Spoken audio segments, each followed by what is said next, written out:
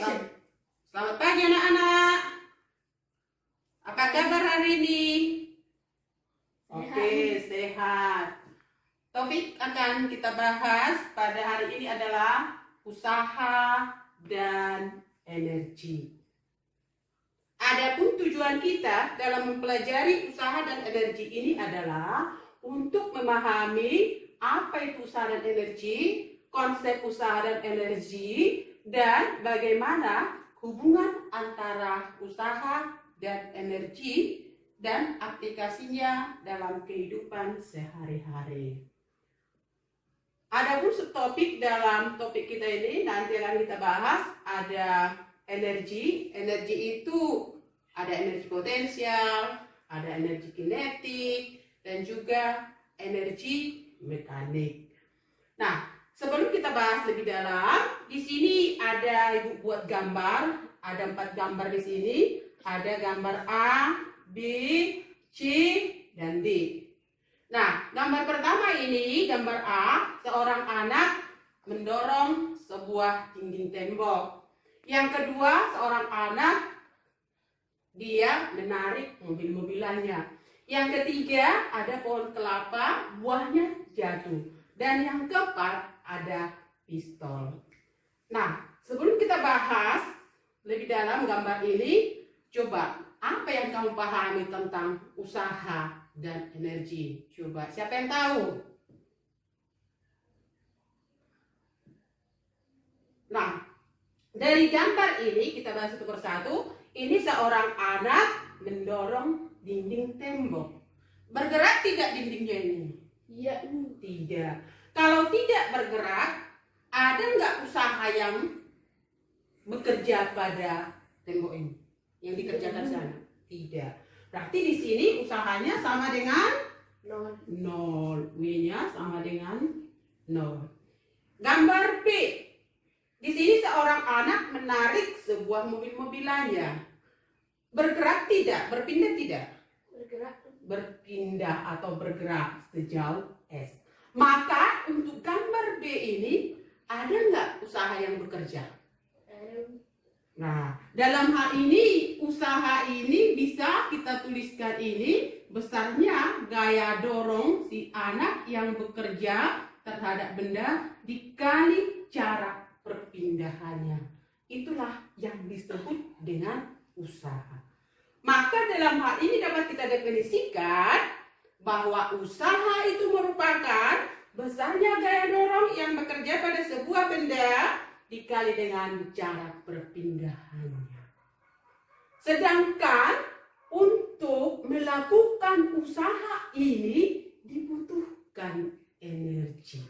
Maka energi ini dapat kita definisikan kemampuan untuk melakukan usaha. Tanpa adanya energi, kita tidak akan bisa melakukan usaha.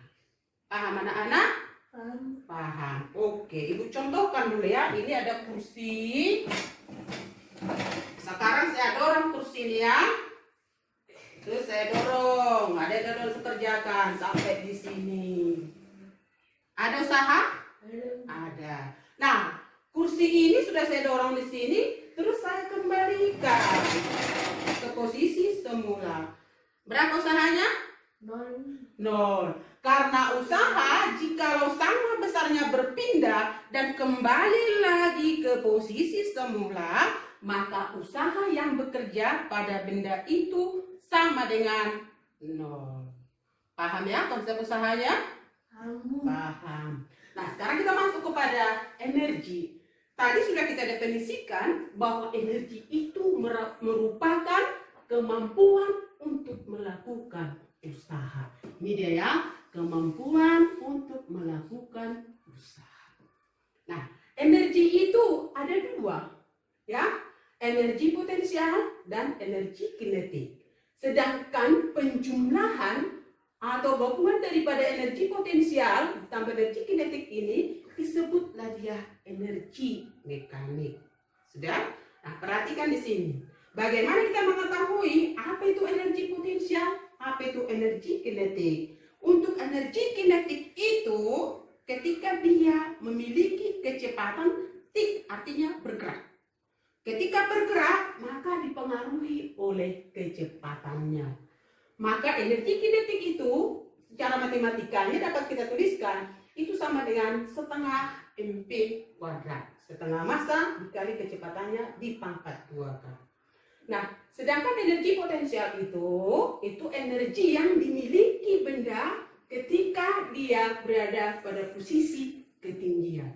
Maka energi potensial, contohnya ini buah kelapa, ini berada pada ketinggian tertentu, ini dari tanah, ini disebut dia tingginya. Maka setiap benda kalau berada pada ketinggian tertentu akan jatuh akibat adanya gaya gravitasi bumi. Maka dapat kita tuliskan di sini bahwa energi potensial itu sama dengan massa dikali gaya gravitasi dikali dengan ketinggiannya. Bisa dipahami? Bisa. Nah, untuk memahami konsep lebih jauh, lebih dalam tentang energi potensial, di sini ada saya, apa yang saya pegang ini? Dengan kertas. Kalau saya jatuhkan ini dalam ketinggian yang sama, udah? Coba, mana duluan sampai ke lantai menyentuh tanah? Marker, kita buktikan ya. Kenapa bisa demikian? Coba. Karena marker mempunyai massa yang lebih berat. Oke, karena marker mempunyai massa yang lebih besar. Maka besarnya energi potensial yang dimiliki oleh suatu benda itu sangat dipengaruhi oleh massa dan ketinggiannya. Paham di situ ya? Paham. Oke, kita lanjut. Nah, dalam hal ini ada lagi yang harus kita bahas di sini, bagaimana sebenarnya aplikasi daripada usaha dan energi itu dalam kehidupan sehari-hari dan konsep hubungan usaha dan energi. Nah, hubungan usaha dengan energi ini dapat kita lihat bahwa usaha itu sama dengan misalnya Gador yang bekerja pada benda dikali jarak perpindahannya, energi kemampuan untuk melakukan usaha. Di sini dapat kita simpulkan bahwa usaha itu sama dengan perubahan daripada energi potensial. Usaha itu bisa juga itu sama dengan perubahan energi kinetiknya. Nah, untuk memperdalamnya kita buat dulu contoh soalnya. Misalkan si anak ketika menarik daripada mobil-mobilannya ini mempunyai gaya dorong itu sebesar 50 Newton. Sedangkan mobil-mobilnya ini berpindah sejauh 2 meter. Ya, maka berapakah usaha yang dikerjakan si anak terhadap mobil-mobilnya ini? Tinggal kita kalikan. Misalkan F 50 dikali 2. Ini sama dengan 100 Newton. Sudah?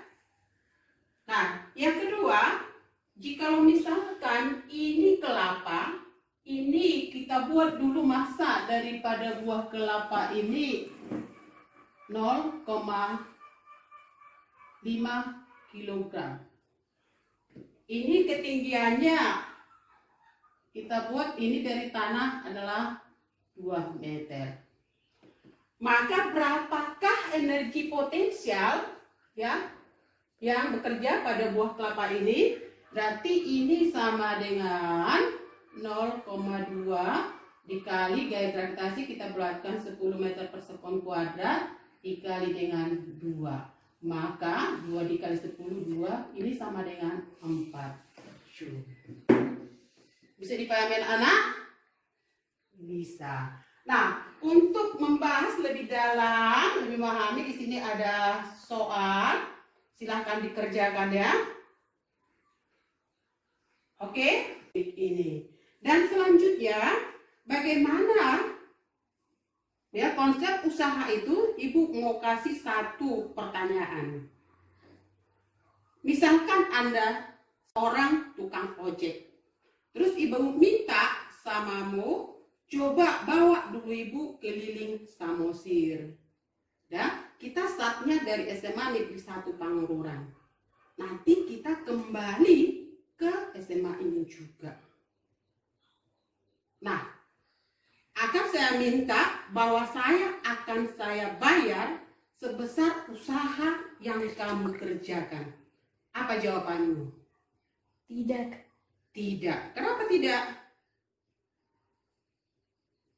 Kenapa tidak? Karena pekerjaan dibayar sesuai dengan usaha. Karena usaha yang kamu kerjakan sama dengan nol, berarti tidak akan saya bayar. Tetapi kamu akan jawab akan dibayar sebesar energi yang saya keluarkan. Paham ya konsep energi dan usahanya? Nah, jadi saya harap anak-anak sekalian dalam kehidupan sehari-hari ini juga ini sangat banyak aplikasi ya. Misalkan kamu dalam belajar. Dalam belajar itu kamu harus yang pertama atur dulu gaya belajarmu. Diatur gaya belajarnya, terus diperhatikan waktu belajarnya, dibuat waktu belajarnya, kemudian dibuat dulu usahanya. Ya. Karena setiap usaha itu tidak akan pernah mengkhianati daripada hasilnya. Untuk kesimpulan daripada topik ini, bisa kita simpulkan apa yang menjadi kesimpulan kita dari topik ini? Yang pertama, bahwa usaha itu merupakan besarnya gaya dorong yang bekerja pada benda dikali dengan perpindahannya. Energi itu merupakan kemampuan untuk melakukan usaha. Dan bagaimana hubungan usaha terhadap energi? Bahwa usaha itu sama dengan perubahan energi kinetik. Usaha itu juga merupakan perubahan energi potensialnya. Itu yang bisa kita simpulkan dari topik ini. Oke, sampai di sini pembelajaran kita. Kita sambung minggu depan. Sekian dan terima kasih.